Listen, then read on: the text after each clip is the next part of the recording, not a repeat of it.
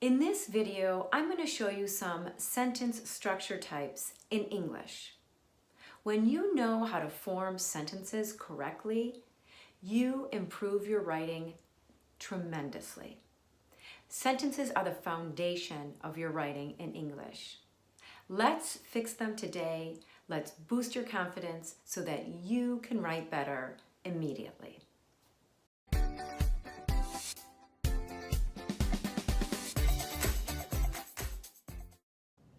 Okay, before I start talking about these 3 sentence types, it's really important that we understand the 2 types of clauses that make up sentences. There are independent clauses and there are dependent clauses. What's the difference? Let me explain. An independent clause has a subject and a verb and is a complete thought. And it can be really short, like Xavier runs. The subject is Xavier, the verb is runs. Just 2 words, but it's a complete thought and it's a complete sentence. It can also be longer, like Xavier runs every morning at 5 a.m. Xavier is the subject, runs is the verb, and then we have a bunch of words after it explaining when he runs. So an independent clause has a subject, a verb, and is a complete thought. Therefore, it can be a complete sentence. Let's look at a few more examples of independent clauses that are complete sentences. I cook breakfast every morning.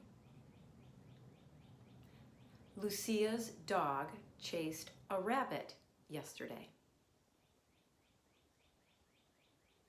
It's important to get enough sleep each night. So those are independent clauses. Let's talk about dependent clauses. Dependent clauses also have a subject and a verb, but they don't express a complete thought. Therefore, they cannot be a complete sentence. These dependent clauses typically start with special words, or they're known as subordinating conjunctions or subordinators. And these special words that begin a dependent clause signal to the reader that this cannot stand alone. It needs to be attached to something in order to become a complete sentence. And these special words that signal this, subordinating conjunctions or subordinators, you are probably already familiar with. Some of these are after, although, as, before, because, if, that, though, when. Let's take a look at a dependent clause. After Elena ate dinner. There is a subject, Elena, and there is a verb, ate. But do you see that word in the beginning, after? Well, we know that's one of our special words, our subordinating conjunction or subordinator. So it's a dependent clause. It leaves us with a question. It's not a complete thought. After Elena ate dinner, well, what about after? What happened? So this dependent clause needs to hook onto an independent clause in order to be a complete sentence. So let's look at a couple more dependent clauses that start with a subordinator. Because they were tired, while Vanessa works. In both of those, you see the beginning word is a subordinator. So there you have it. An independent clause has a subject and a verb, and it can stand alone because it's a complete thought. A dependent clause has a subject and a verb, but it can never stand alone because it always leaves us wondering. It has a special word that tells you it's a dependent clause, and those are called subordinating conjunctions or subordinators. Okay, great. So now we know independent clauses and dependent clauses. We're going to need to know those for our 3 sentence types that we're going to cover today in this video. The first sentence type I'd like to talk about is simple sentences. And just like its name, it's pretty simple. A simple sentence is made up of one independent clause and no dependent clauses. You probably use these all of the time. Let's take a look and identify a few simple sentences. Swimming is my favorite thing to do in the summer. Vanessa and Elena work at the hardware store. My car has a flat tire. All three of these have subjects, they have verbs, and it's a complete thought. Simple sentences are simple. They're easy to write. They're quick. It's one independent clause with a subject and a verb and a complete thought. But with the simple sentence, you do need to be careful in your writing. If you use too many of these simple sentences, your writing has no flow, and it sounds kind of like a machine. I went to the store. I bought milk. I came home. I put the groceries away. I decided to make dinner. It sounds, as we know it, a little bit choppy. And one way to improve your writing in English is to use another type of sentence structure in English. This is the second one that I'd like to talk about. This is known as the compound sentence. Basically, a compound sentence is made up of two independent clauses, and they're put together. And how are they put together? That's the important thing about the compound sentence. We need to use a special word known as a conjunction. And an easy way to remember what these are is what's known as fanboys. Fanboys stands for and, nor, but, or, yet, and so. Those are the conjunctions that we use in compound sentences to join two independent clauses. So it's basically you're putting two simple sentences together with the help of a fanboys. How do we do this and what does it look like? Let's take a look at two simple sentences. Lucia loves candy. She knows it's bad for her teeth. If we want to improve our writing and sound less like a robot, we're going to join these two to make a compound sentence, and we're going to use a fanboy. So the first sentence, Lucia loves candy, what we do is we can remove the period, we put a comma, and then we use a fanboy. And in this case, we're going to use but. So we're going to put Lucia loves candy, comma, but she knows it's bad for her teeth. It's really important to remember the punctuation in a compound sentence, or else the sentence is grammatically incorrect. It would be a run-on. So, as a compound sentence, the structure looks like independent clause, comma, fanboy, independent clause. And it would flow like this. Lucia loves candy, but she knows it's bad for her teeth. And that is what a compound sentence is. Let's look at another example of a compound sentence. We'll take two independent clauses, join them together with a comma and a fanboy.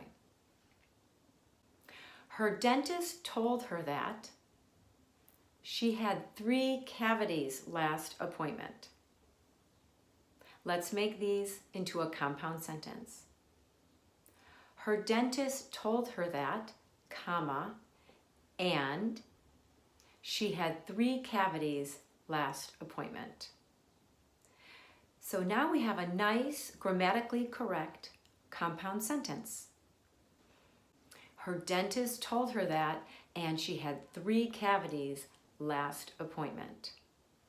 So the compound sentence is independent clause, comma, fanboy, independent clause. And remember our fanboys: for, and, nor, but, or, yet, and so. When you see a fanboy in between 2 independent clauses and there is a comma before the fanboy, you know it's a compound sentence. And note, there is another way to form the compound sentence, but I did not talk about that in this video today. We just focused on one type of compound sentence, and that uses the comma and the fanboy. Okay, so we've learned about simple sentences, and we've learned about compound sentences. The third one I'd like to talk about is complex sentences. Don't let the name scare you. They're not actually that complex. It's just that they're a little different than the simple sentence and the compound sentence because they contain a dependent clause. The simple sentence had the independent clause. The compound sentence had 2 independent clauses. And now the complex sentence has 1 independent clause and at least 1 dependent clause. So, in a complex sentence that's made up of an independent clause and at least 1 dependent clause, they give the listener or the reader much more information. These sentences are complex because they contain a lot of detail, and that's the detail that makes your writing better. Let's look at some examples of complex sentences. Okay? Here we go. Before Xavier went to school, he brushed his teeth. Although the movie was long, it was excellent. Lucia is tired this morning because she stayed up too late. We are going to clean up the basement while you fix dinner. Now, in these 4 examples, do you notice anything about punctuation? Punctuation is extremely important in your writing because if it's incorrect, the entire sentence is incorrect and it makes your writing weak. Let's take a look at these 4 sentences. Notice if there is a comma and if there is a comma, where it is. In the first 2 sentences, there are commas after the dependent clause. As you can see, the dependent clause finishes, there's a comma, and then there's a subject starting the next independent clause. Now, if we look at the second 2 examples, I don't see any comma. Do you? I didn't think so. But what I do see are those special words, those subordinators. And when those subordinators come in the middle of a sentence, of a complex sentence, there is no comma. Let me repeat that. It's very important you understand this. If you begin a complex sentence with a dependent clause, and you know it's dependent because it begins with a subordinator, you must have a comma after the dependent clause. If you begin a complex sentence with an independent clause and the dependent clause comes next and the subordinator is in the middle, there is no comma whatsoever. So there are 2 ways that we can write these complex sentences, which is wonderful because it makes our writing much more interesting. and it gives us a variety of sentences to choose from.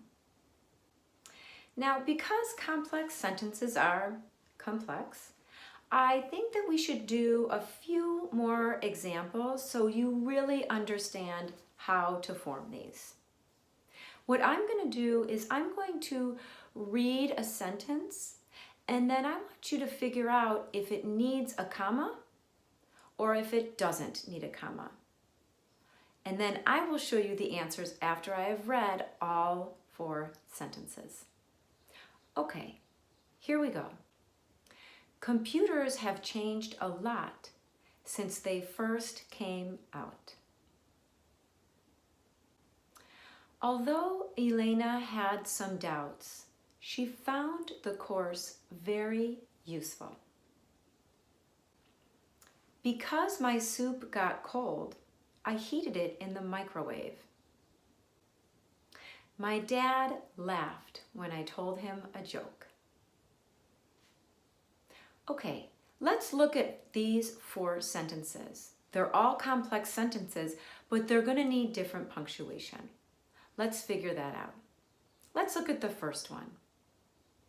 Computers have changed a lot since they first came out.